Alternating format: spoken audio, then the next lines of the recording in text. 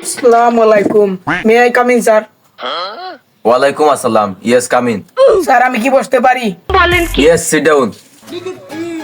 Thank you sir. আইতাম নি sir. এসেই তো পড়েছো, আবার জিজ্ঞেস করা লাগে? ठीक है। আমি তোমাকে কি বসার জন্য অনুমতি দিয়েছি? আসলে স্যার ইনো তো আমরার ওটা লাগি না হইয়া হই গেছি। হোয়াটস your name? I M A 17 years old. আমি তোমাকে কি প্রশ্ন করেছি আর তুমি কি উত্তর দিয়েছো? আমি বলেছি তোমার নাম কি? Sorry sir, my name is Barkat Ali. আচ্ছা এবার তুমি বলো, হোয়াটস ইওর নেম? ইংরেজিতে বলবা। Yes sir, my name is Abdul কালাম।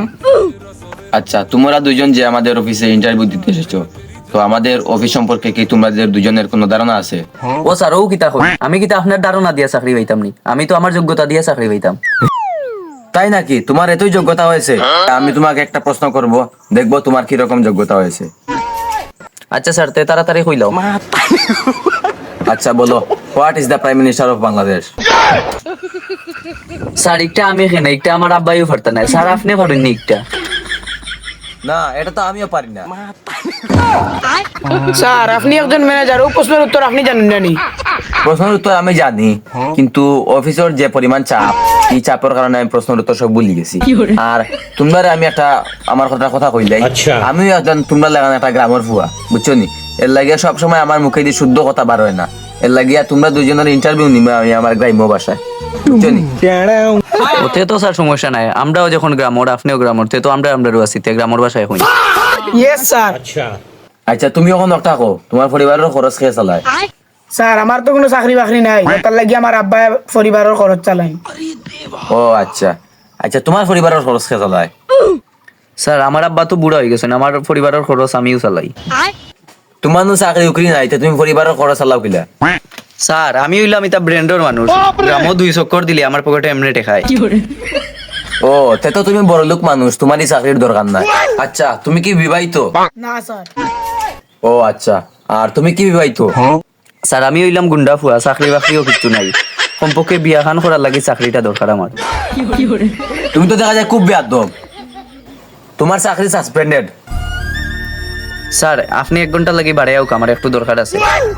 অফিসের একটা নিয়ম নীতি আছে, ইন্টারভিউর সময় আমি তোমার সাথে বাড়া গিয়া কথা কই মুকিলা। স্যার কথাটা কিন্তু খুব পার্সোনাল, একটু আপনি আওয়া লাগবো বাড়ে। আচ্ছা তোমার সময় মাত্র 1 মিনিট, তুমি 1 মিনিটের ভিতরে বাড়ি গিয়া আমার তোমার আর কি যে কথা কোয়ার আছে সব কথা কই দিবে। আচ্ছা স্যার, তে আইন।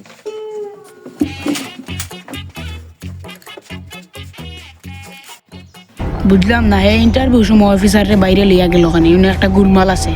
স্যার ওই নৌকা 10 টাকা। কিতা কইলা তুমি? 10 টাকা দিয়ে আমার কিতা ঘুষ দিয়ে 10 টাকা দিয়ে আমি কিতা করতাম? স্যার বাজারও সুজিতর দোকানও গিয়া কড়া দুধ দিয়ে 1 কাপ চা খাইবা। আর স্যার আমার চাকরিটার একটু ব্যবস্থা করিয়া দিবা। স্যার আমার বিয়াটা করার লাগে চাকরিটা দরকার, খুব দরকার স্যার, আপনি চাকরিটা দিবা আমার যে সাল্লাহ খান। তোমার দুঃখ কেন বুঝলাম, আমি স্যারের একটা ব্যবস্থা করে দিতাম।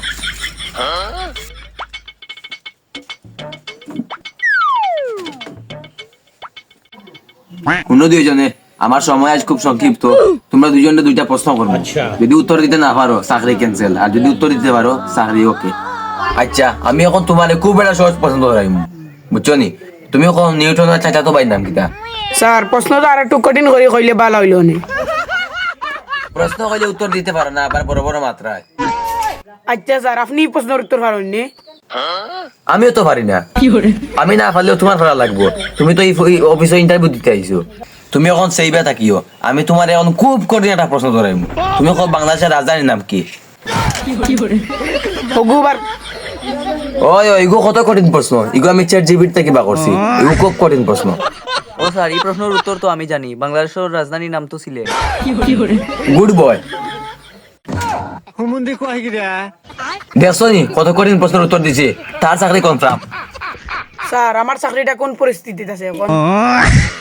তোমার চাকরি তো বলি ইমার্জেন্সি আছিল, তখন মরি গেছে। স্যার আমি তো সব বুঝেছি, তুমি যেন 10 টাকা দিয়ে ঘুষ খাইয়া ঘুরে চাকরি ইচ্ছো। আচ্ছা তুমি দেখি লিছো, এখন তার কিছু করার নাই, তোমার আমি ধারণা হিসেবে চাকরি দিব। না স্যার অত লেখাপড়া করছি, দারোয়ানোর চাকরি লাগেনি। কত বললে দয়া দেখাইছো এখন বাপ মার রায় নানি আর তুমি কালকে আমার অফিসে জয়েন করবা থ্যাংক ইউ স্যার